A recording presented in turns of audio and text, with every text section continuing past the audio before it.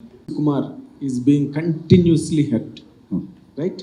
ఇప్పుడు నార్మల్గా ఈ సినిమాకి సుకుమార్కి ఉండే జీనియస్కి, ఆయనకు ఉండే అంత స్టార్ ఇమేజ్కి డైరెక్టర్గా దీనికి స్క్రీన్ ప్లే ఆయన రాయడం అన్నది సినిమాకి చాలా పెద్ద plus point, there is no doubt. But డైరెక్టర్గా రేపు సినిమా పెద్ద హిట్ అయిన తర్వాత సుకుమార్ చేశాడు రా ఈ సినిమా అంతాను, కార్తిక్ కాదు సుకుమార్ ఉండి దగ్గర అంతా అన్న మాట వస్తుందన్నది ఎక్కడైనా did you have any that kind of an idea? లేదండి, డైరెక్షన్ నేనే చేశాను కదా. So I'm very confident.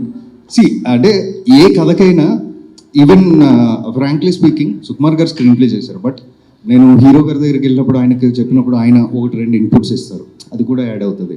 నేను ఇందాక చెప్పాను కదా, కలరిస్ట్ అండ్ ఫోకస్ పుల్లర్ కూడా ఎంత ఇన్వాల్వ్ అయ్యారంటే, మేము షూట్ చేస్తున్నప్పుడు ఫోకస్ పుల్లర్ కథలో ఒక ఎలిమెంట్ గురించి నేను ఇక్కడి నుంచి కెమెరా అక్కడికి వెళ్ళి అవుట్ ఫోకస్లో వదిలేయండి దాన్ని, అవుట్ ఫోకస్లో ఆ బ్లర్లో ఆ ఇమేజ్ కనబడితే సరిపోద్ది అనేది నా idea. That's what I told him. Cameraman అదే షూట్ చేస్తున్నాడు.